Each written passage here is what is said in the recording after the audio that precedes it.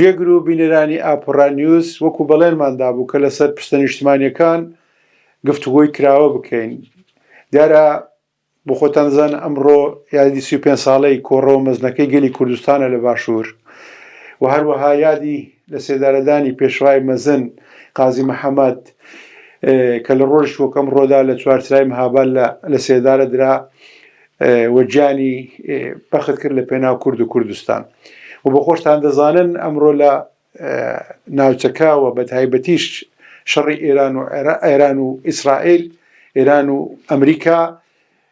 مانجێکی تێپەڕاند.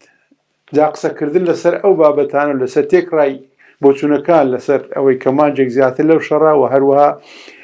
یادکردنەوەی کۆڕە و دەرس و پەندەکانی کۆڕە و ئەو بڕیارانە نێونەتەوانەی کە لە دوای کۆڕەوی گەلی کوردستان دەرچوو دەمانەوێت تێکەڵکێشێکی بکەین لەگەر بارودۆخی ئێستای ناوچەکە بە تایبەتی درێژەدانی شەڕی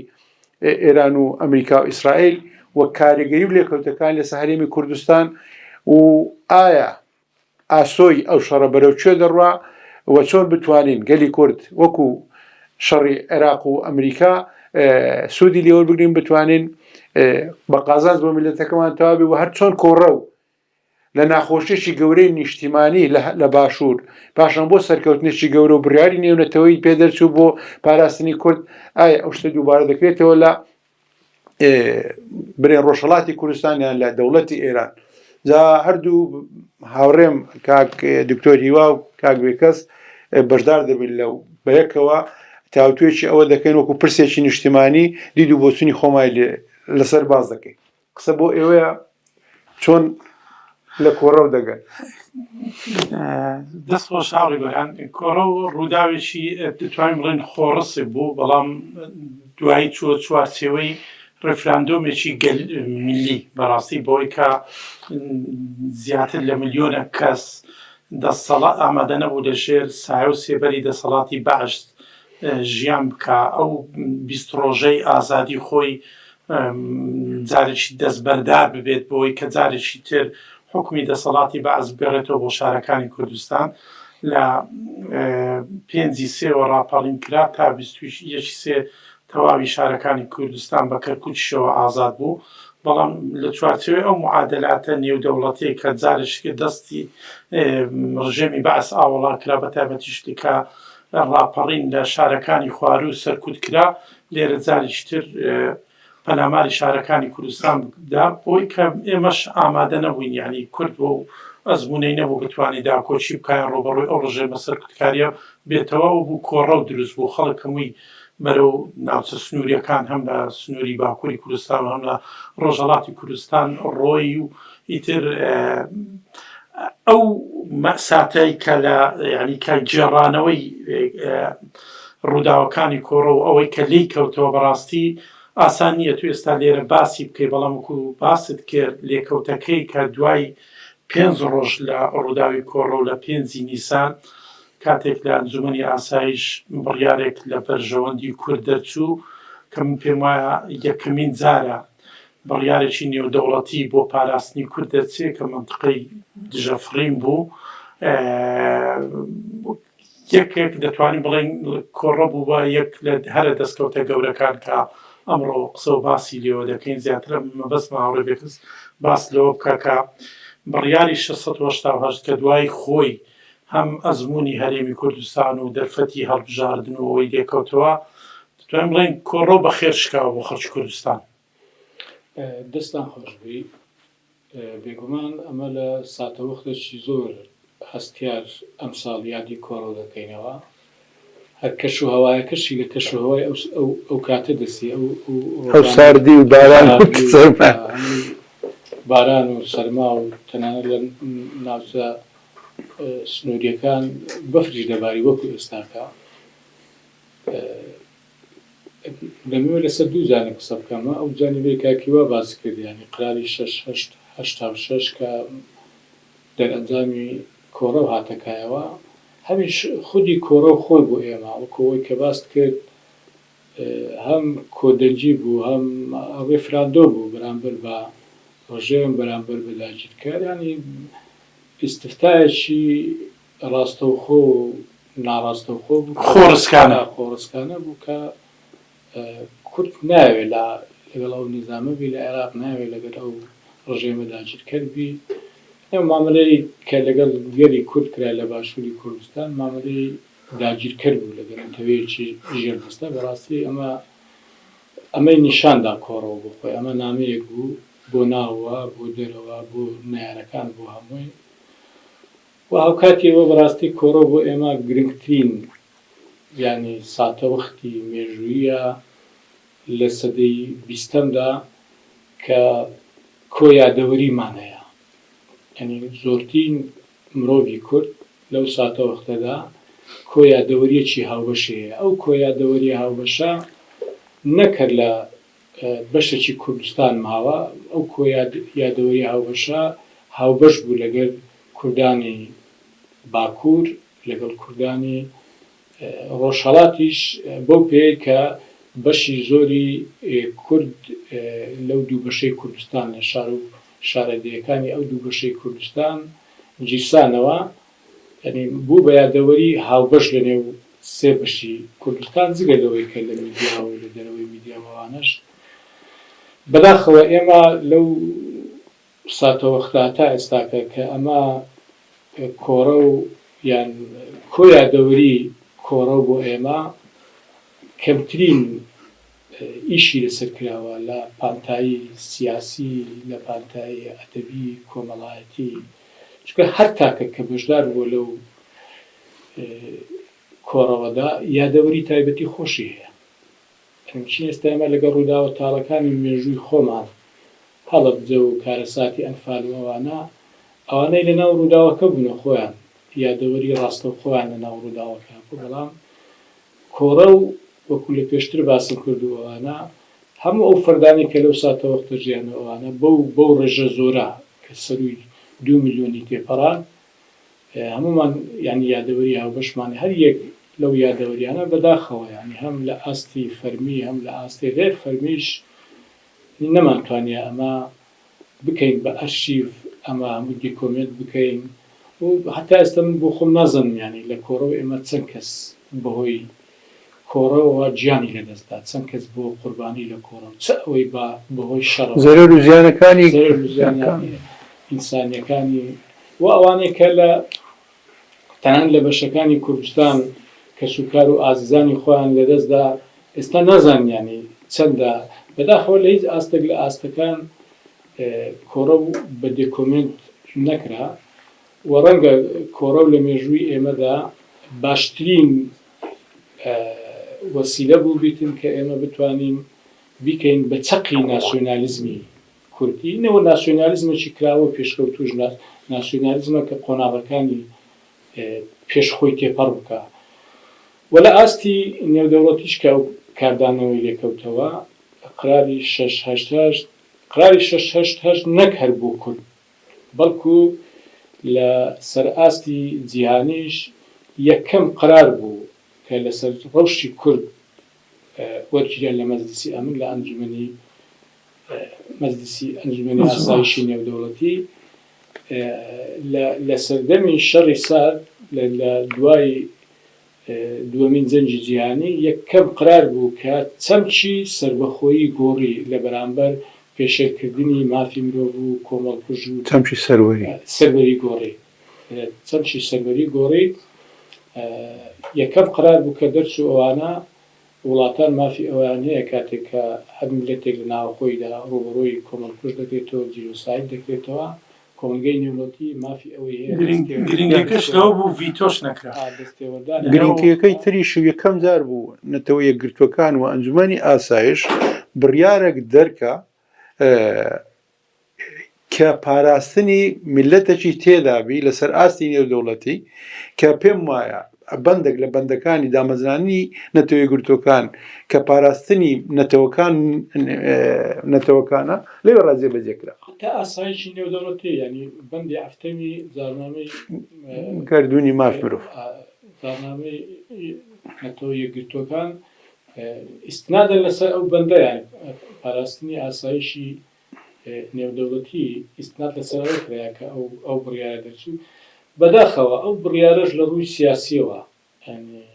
ئەو سەردەما بەرەی کوردستانی و هێزە سیاسیەکان تێگەیشتنێکی پێویستمان لە بۆی نەبوو. ئەمە گرفتێکی گەورەی لەبوو کورد لەو کاتە دروستکردووانە، ئەنی هاوکاتی دەرچوونی ئەو بڕیارە کورد چوو مفۆزاتی لەگەڵ بەغدا کرد، گفتوگۆی لەگەڵ بەغدا دەست پێ کرد. ڕاستە کورد مبەڕری ئەوەی هەبوو سەرکردایەتی سیاسی بەرەی کوردستانی پاساوی ئەوەی هەبوو کە کارەساتەکە گەورەیە بۆ پێشگرتن لە کارەساتەکە، بەڵام لە هەندە جیاوازەکانی ئەو بڕیارە باش تێنەگەیشت بووین. سەرکردایەتی سیاسی کورد لەو کاتە باش تێنەگەیشت بوو، بەڕاستی مفۆزاتەکە لەو کاتە بە دیوەک لە دیوەکان لە قازانجی حکوومەتی عێراق شکاوە، چونکە یەکێک لە خاڵەکانی ناو قراری 688 ئەوە بوو کە حکوومەتی عێراق دەبێ هاوکار بی لەگەڵ ڕێکخراوە نێودەوڵەتیەکان لەگەڵ UN بۆی پێش بوو کارەساتانە بگیرێ و کۆمەکی ئینسانیش پێشکەش بە حکوماوانی کارەساتی کۆڕ. بەندە شیکاگۆ باس لە نۆفڵای زوون دەکا کەمە دوای 35 ساڵ ئێستا لە پارچەکانی تری کوردستان هەمان داواکاریمان هەیەکە ناوچەی دژەفرین لە ڕۆژهەڵات و دوومان پێش ئێستاش لە ڕۆژاوا داوای ناوچەی دژەفرین. جا قسەکە لە چێ دوو سێ مفارەقەیەکیان سەبارەت بە کۆڕە و ئەو لێکەوتانەی کە لە دوای کۆڕە لێت دوو لێکدانەوە هەبوو کاتیش پاس دەکرا. یەکیان ئەوە بوو بەڕاستی بابرێن چاو داگرتنی ئەمریکا لەوەی کە جارش کە عێراق چوەکە دەزانن لە جنوب هەتا برن بەغدا ئازاد کرا، جگە لە سێ شارە سونیەکەی عێراق نەبێ هەموو شارەکانی کەوتە بەردەستی خەڵک. بەڵام ئەمریکا بە تایبەتی کە لە اتفاقی سەفوان ڕێی بەوەدا کە کۆپتەری عێراقی هەڵدەستی جارشکە ئەو ئینتیفاضەیان قەمع کرد لە ناویان برد، بە تایبەت سەرەتا لە جنوب دەستیان پێ کرد، پاشان هاتن لە کوردستانش. ئەو لێکدانەوەیە بەڕاستی ئەگەر لە بیرتان بێ هەمومان لەو ئەحداسان ژیران زۆر ناڕزایەتێکی کۆمەڵایەتی لە ناو کورد و کەمامەنا کورد ئەمریکا جارشکە کوردی فرۆشت. ئەو نەزەریە هەبوو، بەڵام بە دیوەکەی تریشی تاهیلەکەەوە بمامەنە ئەمریکا فرسەتی دا عێراق بزانێ عێراق هاتەوە ناو نظامە دیموکراتیەکە کە ئەو لی داوا دەکە یان دەتوانێت دیموکراتی بی لەگە خەڵکەکەی بە هەردوو بارەکە هەر چۆنەچی بی ئەوە بۆ قەرارەکەی لێ دەرچوو. قەرارەکە ئێستاش ئەگەر تەماشاکەین لە ڕووی قانون نێودەوڵەتی ئەو قەرارە ساری مەفعولە، بەڵام ئێستا نۆفلای زوونی هەرێمی کوردستان بە شێوەیەکی وا پێشێل دەکرێت. دەبینین ڕۆژان ئێستا لە شەڕی ئێران و ئەمریکا ڕەنگە بەقەت ئیسرائیل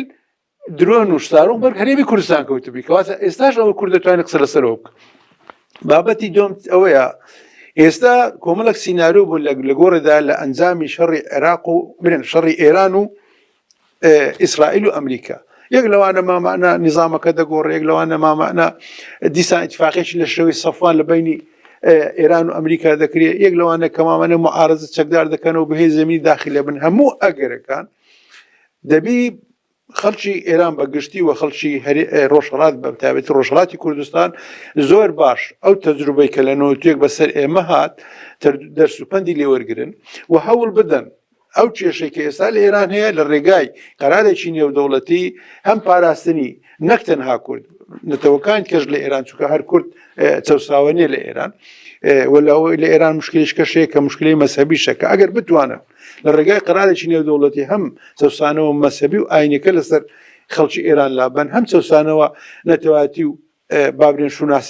شوناسیەکەش ئەوە کارێکی گەورە دەکەن چونکە بەڕاستی خەتەرێکی گەورەیە هەتا ئێستا کەس من بۆش بە حاڵی خۆم ئەو لە زۆر کەسی پێشم پرسییا تا ئێستا بە وازحی سیاسەتی ئەمریکا بەرامبەر ئەو شەڕ و بەرامبەر ئەنجامەکانی ئەو شەڕە وازح نییە. ڕۆژێک دەڵێت دێ ڕوخێن، ڕۆژێک دەرێت مفاوزات لەگەر دەکەین و ئێستا نوێتری خەبەر ئەوەیە کە لە هەفتەی داهاتوو لە پاکستان مفاوزات دەست پێ دەکات. جا ئەو مفاوزاتش 3 سال لێکدانەوە چەندەوەیە مامانە ئێران خافڵجی دەکرێت و دەستی ئیسرائیل بەڕڵا دەکرێت بە کەیف خۆی لێ بدا لەوەشکە دێن زۆریشکێ لە ئیتفاقی سەفوان دانەوە ئێران ملکەچکە نیزامەکە بهێلنەوە بە مقابل کۆمەڵک امتیازات کە بە تایبەتی ئەوەی مەزیقی هورمز کەماوەنا ئەگەر سیادی ئەمریکیان سیادی نێودەوڵەتی بستە سەر ئەو مەزیقا کەواتە معادلەکان بەڕاستی هەتا ئێستا وازح نییە. بۆیە وا چاکە لایەنە سیاسیەکانی ئێران و دەوڵەتی ئێرانش ئەگەر فعلەن دەیەوێ لەو ئەزمەیە خۆی هەلکە پێویستە کاتی ئەوە هاتیە هەم نظامەکە بە خۆی دابستۆ خۆی بگۆڕی حقوقی خەڵک بدا چونکە دەرکەوت ئەو سیستەمەی کە ئێستا لەوێ لەسەر کارە و بەڕێوە دەچی سیستەمەکە بەلایانی کەم لە دوای شەڕەکە بە کەلکی ئێران نمایە بۆیە ئەوە ڕاوەستانێکی زۆری دێوە تەجروبەی کۆڕەوی ئێمە بۆ خەڵکی ئێران بەگشتی و بۆ خەڵکی کورد دەبیت تەجروبەک بی کە کۆدەنجی کۆمەڵایەتی خەڵک دەتوانی مەکسەبی گەورە دروست بکاتن وەکو ئێمە دروستمان کرد هەردوو تێڕوانینی هەردووتان هەم دەوەی کە هاوڕێبێکەس باسی کرد کە قرارەکە دەتواندرا 6 باشتر ئیستیسمار بکرێت بە تایبەتیش ئەو دیتمان لە ئاستی ڕێی عامی دەرەوە سەرنگلەی ئەوە لە سەرکردایەتی سیاسی بەرەی کوردستانی کرا لەو تەوقیتە بۆ دەچۆ ناو گفتوگۆ احتیمالە واقعی ئێرە و خەڵک و مەساتی خەڵک جیاواز بی لەگەرەوەی کە خەڵک لە دەرەوە دیمەنەکەی دەدیت بەڵام دەرکەوت لەسەر هەردوو ئاڕاستە هەم ئەوەی کە تۆ چۆن زەرفە دەولیەکە گۆڕانکاری دەولیەکە ئیستیغلال دەکەی لە بەرژەوە دینەتەوەی خۆت هەم خۆت چۆن ئامادە دەبی هەردووشی زۆر زەڕوڕە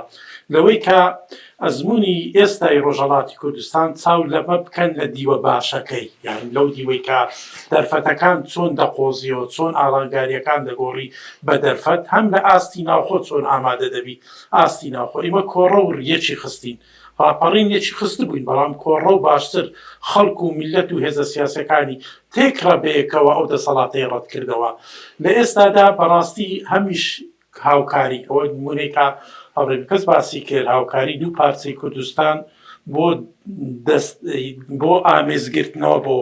جەماوەری باشووری کوردستان یعنی ئەوە ئێستا عینی دوای 35 ساڵ ئێمە لە بەردەم هەمە تاقیکردنەوەی داین سبەی ڕۆژێ ئەگەر ڕۆژهەڵاتی کوردستان باشوور باشتر باشتر ئیداری خۆی هەیە حکوومەتی خۆی هەیە ئەو کاتە ئەمە چوین ئێران لە ڕۆژهەڵات حاکم بوو ئێران ئێمە گرتەوە بە نەوع لە نەوع ئێران و بەڵام خەڵکی کوردستان ڕۆژهەڵات و لە باکووریش مەسەرەن ماڵی خۆیان سفرەی خۆیان لەگە خەڵکی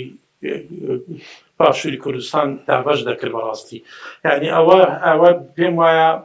ئەوە لە ڕوانگە پرسەنەتەوەیکە بوو خۆ دەسەڵات ئێرانیش نەیتوانی سنووردا بخات تورکیا خست ماوەیەک بەڕاستە تا بە تاقات زەندەرما ڕێگای لە خەڵک دەگرت و دۆی ئاوابی بەڵام ئەمن پێم وایە فشارە لەبەروی باس کرا مەسەرەن کۆڕەوەکە هێندە گەورە بوو هێزە جەماوەریەکە هێندە بەرفراوان بوو نیانتوانی ئەو سنوورەدا بخەن دواییش لە بیریشمان نەچی وڵاتانی وەکو فەڕەنسا و ئەمریکا کە دوای پرۆژەکەشیان بردنەتەوەی ئەنجومەنی ئاسایش و بە تایبەتیش ڕۆلی دانیال میتران کاریگەری عرابی قەرای 1970 بەڵام ئەوەی من باسم کرد جگەلەوە کە زۆر جاری تریش ویستراوە قراری نێودەوڵەتی بەرامبەر کارەساتێکی وا مرۆیی دەرچی بەڵام لەبەر ناکۆچەکان بە تایبەتی لە سەردەمی شەڕی سارد ڤیتۆ دەکرا ئەوە زۆر گرنگ بوو لەوێ کەس ڤیتۆی نەکرد ڕاستم هەبوو دەنجی بۆ نەدا بەڵام گرنگ بوو لە چوارچێوەی 15 دەوڵەت دەوڵەت دەنجی بۆ ئەو پرۆژەیەداوە ئەوە زۆر گرنگە بەڵام لە ئێستادا قسەکە لەسەر ئەوەیە ئێمە دوای 35 ساڵ لە دەرچوونی بڕیارێکی نێودەوڵەتی لە قازانجی ئێمەکە ئەنجامەکەی ئەوە بوو دەرفەتێک دروست بوو لێرە هەڵبژاردن بکرێت پەرلەمانی کوردستان هەڵبژێرێ حکوومەتی هەرێمدا بمەزرێ دوای ئەو 35 ساڵە لە ئێستادا قسە لەسەر پارچەکانی تری کوردستان دەکرێت مەسەرەن لە دوو مانجە ڕابردوو باس لە ڕۆژاوا زۆر فشار کرا کە لە ڕۆژاوای کوردستان ناوچەی دژەفڕیندا بدرێ بەڵام ئەو زەرفە بۆوان نەڕەخسا لە ئێستادا کورد چی بکا بۆی لە پارچەکانی تری کوردستان ئەو دەرفەتانە ئێمە بقۆزینەوە بەڕاستی بۆ ئێمە گرنگە چکۆمە دەرکەوت ئێمە چەندە ئەزمموی خۆمان هەیە چەندە لە دەستور هەرێمی کوردستان احترافی پێکراوە بەڵام لە ماوەی ئەو 35 ساڵان لەلایەن ئەو دەوڵەتانی کە کوردستانە بەسە داگیر کرا هەمیشە هەر ویستراوە ئەو ئەزمموی ئێرەش لەبار ببردرێت ئەوەی کە ئێستا لە گۆڕێنایە هەو کات لەگەرەوەی کە باستان کرد پێوەست بە ڕەوشی ئێستایی ئەو شەڕێک لە ڕۆژهەڵاتی ناوەڕاست لە پەرسەندندایە بە تاکید شەڕەکە وەکو ئێستا کە دەدیترێ هەم لە ڕووی جەنجیەوە هەم لە ڕۆ جیاوازەکانی دیکەشەوە لێکەوتەکانی زیاترێتی ئەو لێکەوتانش ڕاستەوخۆ و ناڕاستەوخۆ کاریگەری و کارکردنیان لەسەر هەموو بەشەکانی کوردستان و لەسەر باشووری کوردستانیش ڕۆژانە زیاد دەبی بۆیە بۆ بەرەنگاربوونەوەی ئەو ڕەوشە بەگشتی و وەکو کاکیوەش باسی کرد هەم بۆ ئەوەی کە لێکەوتەکان هەم بۆی کە مەترسیەکانش دێتە گۆڕی ئەوانە ئالنگاریەکان دێتە گۆڕی ئەوانە بۆ ڕوبوونەوەیان بۆ گۆڕینیان بە دەرفەت یعنی لە ئاستی کوردستانی ئێستاکە بەشێکی زۆریش لە ئەکادمیستەکان لە ڕۆشنبیرەکان پرۆژەیەکیان تەراکردێ بە ناوی پرۆژەیەکیان خستۆتە ڕوو بە ناوی پرۆژەی نێتەوەسازی. ئێستا ئێمە لە ئاستی هەموو بەشەکانی کوردستان بە کوردی هەچار بەشەکە و بە کوردی دەرەوەش لە دیاسپۆرا بەڕاستی ئەگەر بمانەوێ لە گۆڕانکاریەکانی دوای شەڕ و لە ئالنگاریەکانی ناو شەڕەکە لەو دەرفەتانە ئێمە شوێن پێی خۆمان لە ڕۆژهەڵاتی ناوەڕاست قایم بکەین. پێویستمان بۆیە لە ڕووی سیاسیەوە بە هەموو لایەنە سیاسیەکانیشەوە پشتیوانی لەو پرۆژەی نێتەوەسازی بکەین بۆ ئێستا لە ئاستی هەموو بەشەکانی کوردستان. لە ئاستی باشووری کوردستانیش کە کوردستان وەک کە گۆرانیش باسی کرد بەوەی ئەو هەڵکەوتەیە کە هەیەی بەوەی ئەو دیفاکتۆی کە هەیەی ئەو دیفاکتۆی دەستوری لە چوارچێوەی دەستوری عێراقا هەیتمان یعنی کوردستان باشووری کوردستان دەبێت ڕۆڵی چەق ببینی بەو وەزعیەتەی کە ئێستاکە لە نێو خۆی هەرێمی کوردستانیشەیە باشوور ناتوانێت ڕۆڵێکی ئیجابی ڕۆڵێکی ئەرێنی ببینیتن لەبەرەوە لەلایەک هەتا ئێستاکە نەیتوانیوە پەرلەمانەکەی خۆی کۆدەنجی سیاسی نییە کارا بکاتەوە نەیتوانێت کابینەی تازە پێک بێنێتن هاوکاتیەوە تا ئێستاکە لە ئەم ڕۆژدا کێشە لەسەر پۆستی سەرۆک کۆمار هەیە لە بینی لایەنە کوردەکان لە بەغدا بەو ڕەوشەی کە ئێستا کورد لە باشووری کوردستان لە نێو لایەنە سیاسیەکان هەیەی کە نەک هەر کەمترین ڕێککەوتن نییە بۆ ڕوبەڕووبوونەوەی ئالنگاریەکان لە ئێستاکەدا بەڕاستی کەمترین تێگەیشتنی هاوبەشێش نییە. ئەمە خاڵی هەرە لاوازی ئەم واقعەیە کە ئێستاکە کوردستانی باشوور پێیدا تێپەردەبی کە ڕاستەخۆش کاریگەری لەسەر بەشەکانی دیکەی کوردستانیشێ بەو موقعی کە هەرێمی کوردستان باسمان کرد. ئێستاش لە هەموو لایەنەکان لە هەموو هێزە سیاسەکان دەخوازێت کە ئەتا زوو تا درەنگتر نەبووە و بەکەلێک وەرگرتن لەو تەجروبانەی لە ڕابردوو لەو یەکروزی و لەو کۆدەنجی و ئەو هەموو یادەوەریە تاڵانەی کە هەشمانە ئەگەر لێ نەگەڕێن زارشکا ئەو ڕووداوانە بەسەر میلەتی ئێمە دووبارە ببنەوە پێویستمان بۆ هەیە و قۆناغە دەرباز بکەین پێویستمان بۆ هەیە هێزە سیاسەکان تەجاوزی ئەم عەقڵیەتە داخرا و کورتبینی خۆیان بکەن بێن لە پرسە گەورەکە لە مەسەلە گەورەکە کۆڕەوی لێ دەرچێت ئێستا درۆنیشمان بە مشتەرەکی لە هەموو کوردستان دەدرێت زۆنەکانی ینی هەتا درۆن و ساروخەکانیش زۆنەکانی تێپەڕاندی خۆمان تێ ناپەڕێن هاوکاتی ئەو ئەنگارانی کە لەو لێکەوتەکانی ئەو شەڕە بۆ کورتات پێشەوە بەڵام دەرفەتیش دروست بووە هەر ئەو ڕۆژەکە بەڕستنی ڕاگەیاندرا ماڵی سەرۆکی هەرێم کراوەتە ئامانجی هێرش و پەلامارەکان تۆ ماڵی کەسێکی ئاسایی وەرمەگرەوە ئاماژەی سیاسی لەلایەنی دیپلۆماسیش یعنی لێدانە لە هەموو هەرێمی کوردستان ئەنی ئەم کاردانەوەی لە ئاستی نێودەوڵەتی هەبوو بەڕاستی کەم نەبوو بۆ هەرێمی کوردستان ئەگەر لەو دەرگایش تەماشای بکەین پێویستە لایەنە سیاسیەکان بەڕاستی خاوەنێتی لە گوتارێکی هاوبەش بکەن. هاوڕێ گۆران هاوڕێ بێکەس شتێکی بەبیری ناینەوە پرۆژەی کە بە ناوی یەک نێتەوە یەک چارەنووس بەڕاستی پێشکەش کرا کەمە وەکو زەحمەتشان یەکەم لایەنی سیاسی بوون لە باشووری کوردستان پشتیوانیمانی کرد کە پێمانەوە بوو بزەبت ئەو دەقە و ئەو پرۆژەیە کەمە پێشتر ساڵانێکە خەباتی لە پێناودا دەکەین یعنی پرسیارەکە لەوانەیە بۆ ئێمە غەریب نەبێت یعنی ئەگە خەڵک بڕێ بۆ لەو کاتە ئەو پرۆژەیە بۆ ئەو پرۆژێ چکەمە دەمێکە لە پێناو سەرخستنی ئەو جۆرە پرۆژەی کە هەمومان یەک چارە نووسین ئەمە یەک نەتەوەین ئەوە دەریش کەوتەوەی جەنابەت ئاماژەت پێدا درۆنەکان جیاوازیمان پێ ناکات ینی هەمووی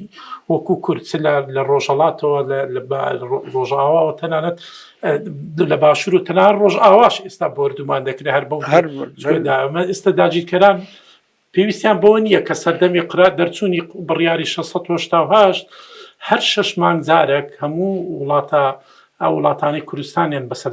دابەشکراوە عێراق، ئێران، سووریا، تورکیا کۆ دەبوونەوە بۆی چۆن ئەو دەستکەوتەی کۆڕە و کۆبوونەوەی ئەمنیان هەبوو لەسەر کۆبوونەوەی ئەمنیان هەبوو لە بار ئێستا درۆنیان هەیە بەڕاستی دەستا ئەوە بردومانمان دەکەن بۆیە لە مقابل دەبێ ئێمەی کورد بیر لەوە بکەینەوە بۆ سەرخستنی پرۆژەی یەکنەتەوە یەک چارەنووس یەک ریزی نیشتیمانی نەتەوە سازی نیشتیمان سازی بەڕاستی پشتی یەکتر بگرینەوە ئەوە بەڕاستی هەمومان دەخاتە بەردەم ئەو بەرپرسیارێتە هاوڕان خۆ دەزانن ئێستا نییە زۆر لە مێژە زۆر لایانی سیاسی بە تایبەتی زەحمەت کێشان کەسانی دەرسۆز لە مێژە لەگە پرۆژەی نەتەوە سازین و ئەو قسە بۆ دۆنی ڕاست بوو بۆ ئەو ڕاستە بۆ بەیانج ڕاستە ینی چەندی زوو لەو پرۆژە دەست و برد لەو پرۆژە بکرێت تەسەور دەکەم ئەگەر هەتا کارەسات شوان بەسەر هات دەتوانین باشتر بەرەنگاری بینەوە باشتر زەرەرەکانی ئەوە بکەین بەداخەوە شارتم دەدەنێ وا بزانم کاتمان تەواو بۆ پرسەچی تکا بۆ بابەتەشکەی گرنگ هیوادارین بینەوە خزمەتتان و قسەی خۆمانی لەسەر بکەین سوپاس بۆ ئێوەدارین لە دەرفەتی لەسەر دەستکەوتە نیشتیمانیەکان نەک لە کارەساتەکان بین قسە بکەین سوپاس بۆ هەموو لایەک